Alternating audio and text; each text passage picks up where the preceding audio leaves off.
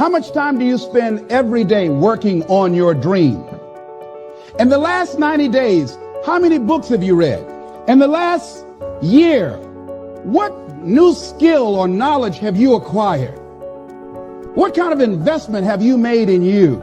You don't want it badder than you want to party. You don't want it as much as you want to be cool.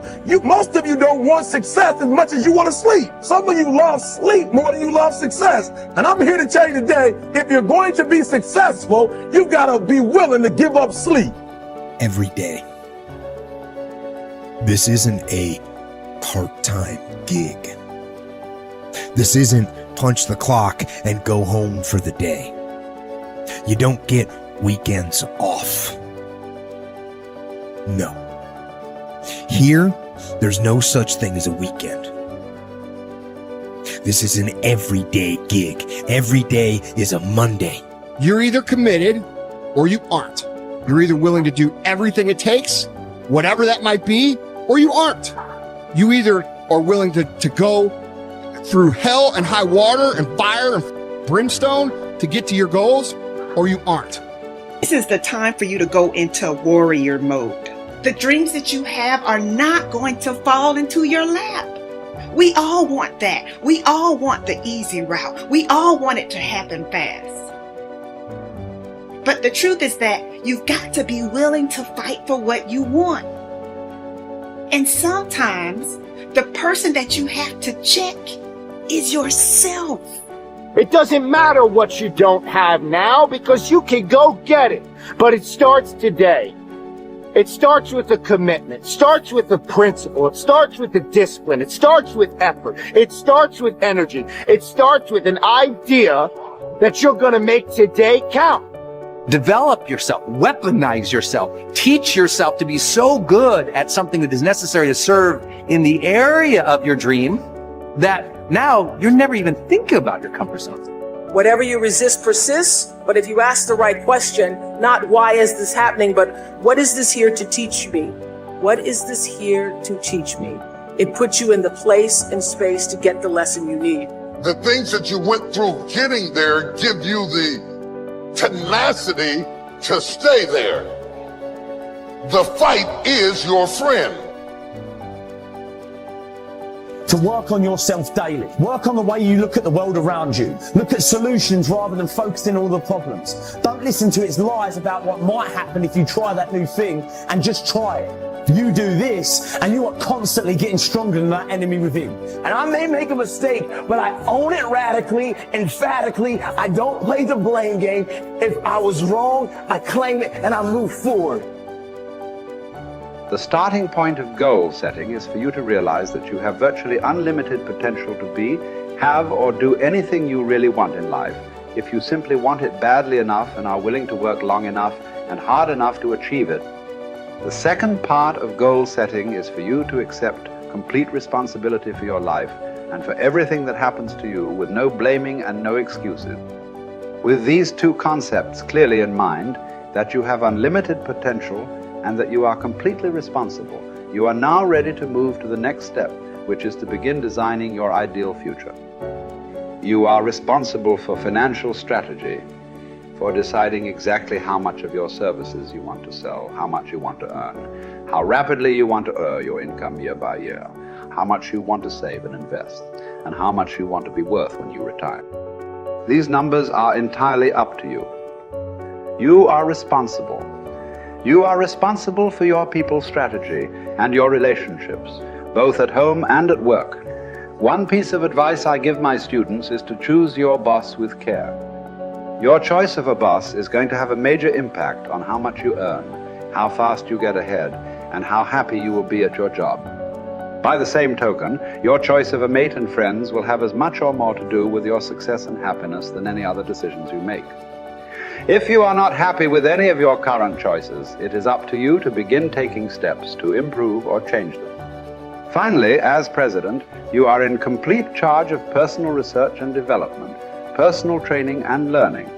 It is up to you to determine the talents, skills, abilities, and core competencies you will need to earn the kind of money you want to earn in the months and years ahead.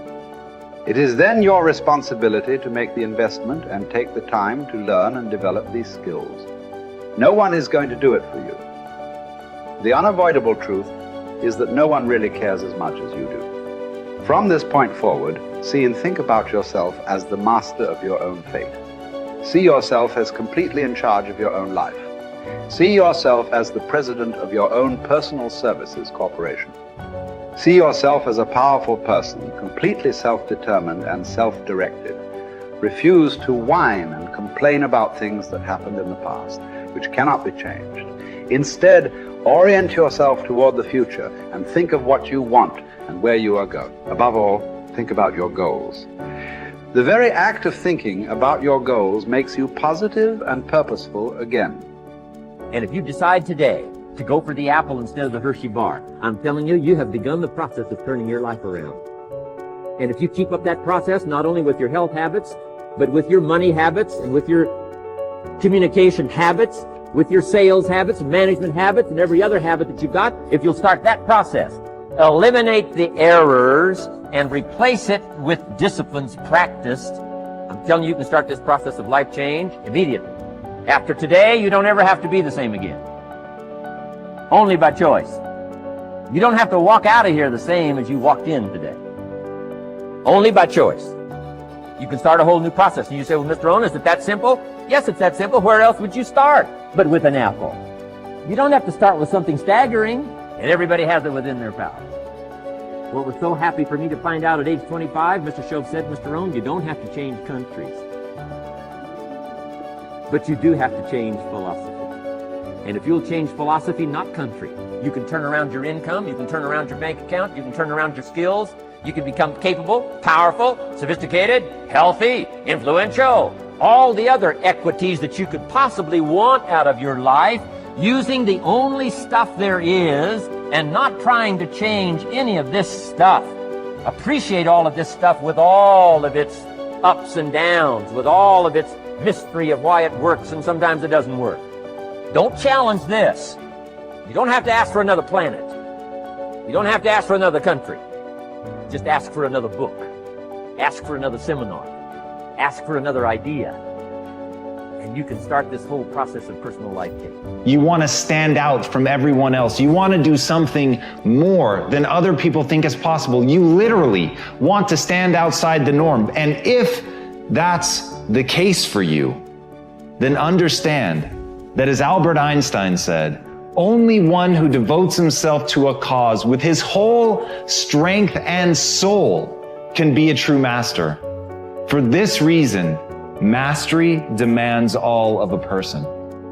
If you want to get great, if you really want to make a skill set your own, if you want to be able to do something, and at the end of the day, if you want to transform the world, if you want to make grand changes, if you want to do all of that all the empty words that people spout all the time, let me tell you, the only thing that's going to separate you from all the other blowhards who are just talking words and will never do anything is to give yourself over completely, to let that obsession, let that thing that you love completely consume you. And in that, your only chance to really become great lies. You know, if you want to have a fully charged life, you have to start looking forward to things again. You have to get excited about tomorrow again. You have to see your life developing again. You have to set yourself on the path where you're step by step progressing every single day, so you know tomorrow's going to be better than it was today. That you know tomorrow you're going to become more of who you know you can become. That you know tomorrow by your simple choices, by your simple sets of disciplines and habits, that you're going to evolve into your highest self. And that is the path of the charged life. This constant engagement with the best within us, of pushing ourselves, but with that purpose and that progress of hoping to become our highest selves. And when you live in that place and you sense that every single day, that's the magic. That's what life should feel like. That's what I think we all deserve. And maybe we ought to start aiming and challenging ourselves just a little bit more to get there.